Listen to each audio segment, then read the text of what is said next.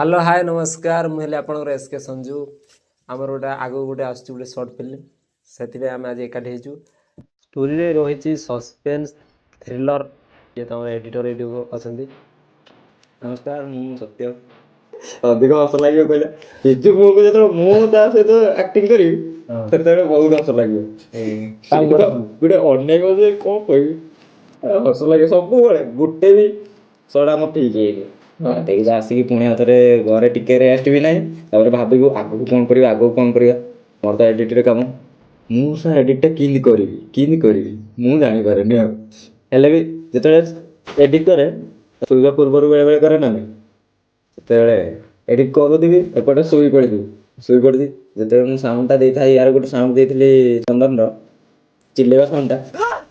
ଡରିଗଲି ପୁରା ମାନେ ଶୋଇପଡ଼ିଛନ୍ତି ଆଖି ବୁଜି ଦେଇଛି ସାଉଣ୍ଡଟା ଏକାଥରେ ବାଜିଲା ହେଡ଼ଫୋନ୍ ଲଗେଇଥିଲି କାନରେ ଏକାଥରେ ଚମକି ପଡ଼ିଲି ମୁଁ କହିଲି ସେଇ ଆକ୍ସନ୍ଟା ଯଦି ସେଇଠି ହେଇଥାନ୍ତା କ'ଣ ହେଇଥାନ୍ତା ଏମିତି ଭାବୁଥିଲି केमती कौन सुटिंग होता कौन केमती कि क्यारेक्टर विषय टे कहदे क्या लाଗୁଛି ମୁଁ ବୋଧେ ଲିଡ୍ରେ ଅଛି ଆଉ ସେମିତି ଲାଗୁଛି ସୁଟିଂ ହେଉଥିଲା ଯେ ମାନେ ଆମର କ୍ୟାମେରାମ୍ୟାନ୍ ଯଦି ଥାନ୍ତା ଆଉ ଟିକେ ଭଲ ହେଇଥାନ୍ତା ଆମର କ୍ୟାମେରାମ୍ୟାନ୍ ବି ନାହିଁ ସେଇଥିପାଇଁ ଟିକେ କମ୍ ପଡ଼ିଗଲା ମାନେ ଏଡ଼ିଟ୍ କଲା ବେଳକୁ ସେ କ୍ୟାମେରାମ୍ୟାନ୍ ବି ଟିକେ ବତେଇଥାନ୍ତା କି ଏମିତି କର ସେମିତି କର ଏମିତି ଟିକେ ବତେଇଥାନ୍ତା କହିଥାନ୍ତା ସେଇଟା ବି ଟିକେ ରହିଗଲା ଆଉ ବର୍ତ୍ତମାନ ଆସିଲା ରିଏଲ୍ ଆକ୍ଟର ରୋହନ ବିଶ୍ୱାସ କର ଯୋଉ ମତେ ଗଛ ଉପରେ ଯେ ଟାଙ୍ଗିକି ଯେ ମୋ ମର୍ଡର ସିନ୍ କରିଥିଲେ ଅବଶ୍ୟ ଟାଙ୍ଗି ହେଇକି ତଥାପି 15 ମିନିଟ୍ ଭଳିଆ ରହିଛି ବିଶ୍ୱାସ କର ମୋ ବେକ ଅଧା ପକି ଯାଇଥିଲା ସେଟା 2ଟା ସଟ୍ ନିଆ ହେଇଥିଲା ଆଉ ଥର ଗୋଟେ କଟାକୁଟି ସିନ୍ ହେଇଥିଲା ରକ୍ତରା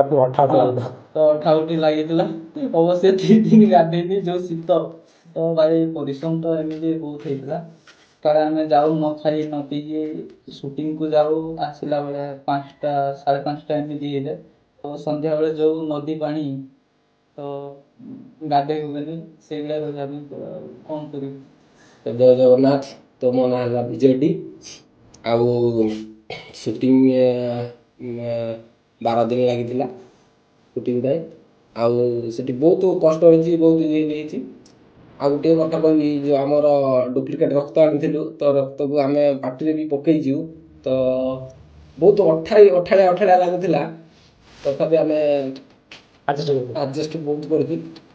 ଆଉ ମିଠା ବି ଲାଗିଥିଲା ଆଉ ଫାଷ୍ଟ ଟାଇମ୍ ମୋତେ ଡର ବି ଲାଗିଥିଲା ଯେତେବେଳେ ଯେ ଡୁପ୍ଲିକେଟ୍ ରକ୍ତକୁ ପିଇଥିଲି କାହିଁକିନା ଟିକେ ଡର ଥିଲା କେବେ ବି ଆମେ ସେଟା ପିଇ ନଥିଲୁ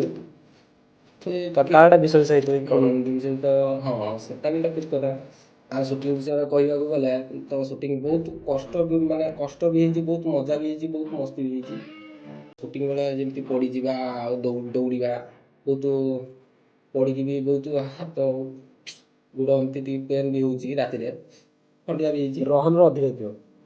କାହିଁକିନା ରୋହନ ଯେଉଁ ଏଇଟା ବାଇକ୍ ଦେଇକି ଯାଇଛି ତ ତାର ବି ବହୁତ ଟିକେ ଅଧିକ ତାର ଟିକେ ଅଧିକ ଇଏ ହେଇଥିବ କାହିଁକିନା ସେ ବହୁତ ପୁରା ରିଏଲ୍ ଭଳିଆ ଆକ୍ଟିଂ କରୁଥିଲା ତ ସେ ଭିଡ଼ିଓଟା ପଡ଼ିଯିବ ଏଇ ପାଖାପାଖି ଶୀଘ୍ର ପଡ଼ିଯିବ। ଜୟ ଜଗନ୍ନାଥ ମୋ ନାଁ ଚନ୍ଦନ ଡି ମାନେ ମୁଁ କେବେ କିଛି ମାନେ ଏ ବିଷୟରେ କିଛି ମୁଁ ଜାଣିନଥିଲି ଆଉ ଆକ୍ଚୁଆଲି ଡ୍ୟାନ୍ସ ଉପରେ ଫୋକସ୍ କରିଥିଲି ଆକ୍ଟିଂ କଲେ ଏଇଟା ମୋ ଫାର୍ଷ୍ଟ ଟାଇମ୍ ଆକ୍ଟିଂ ଆଉ ଯାହାକି ଏଠି ଗୋଟେ ମରନ ସିନ୍ଟେ ଅଛି ଯାହାକି ସେଟା ମୋର ଆଉ ମାନେ ମୁଁ ଭାବି ପାରିନଥିଲି ଏଇଭଳିଆ ମାନେ ମୋର ସିନ୍ ହେବ ବୋଲି ଆଉ ତାପରେ ବି ଏଡ଼ିଟ୍ ବି ସେଇଭଳିଆ କରିପାରିବ କି ନ କରିପାରିବ ମୁଁ ସେଇଟା ଭାବି ପାରିନଥିଲି ହେଲେ ସେଇଟା ଟୋଟାଲ୍ ହେଇଯାଇଛି ମାନେ ତମେ ସେଇଟା ଦେଖିଲେ ଭାବି ପାରିବନି ସେଇଟା ମାନେ ସତ ନା ମିଛ। ରୋହନ ମୁଁ ତତେ ତମ ଷ୍ଟୋରିଟା ଶୁଣିଥିଲି ମାନେ ତତେ କେମିତି ଲାଗିଥିଲା ମାନେ ଯେତେବେଳେ ମୁଁ ଷ୍ଟୋରିଟା ଫାଷ୍ଟ ଶୁଣିଥିଲି ଅବଶ୍ୟ ଏଇ ଯେ ରିପିଟ୍ ଯେ ହେଇଛି ଯେ 2-3 ଥର ଯେ ମର୍ଡର ସିନ୍ଟା ହେଇଛି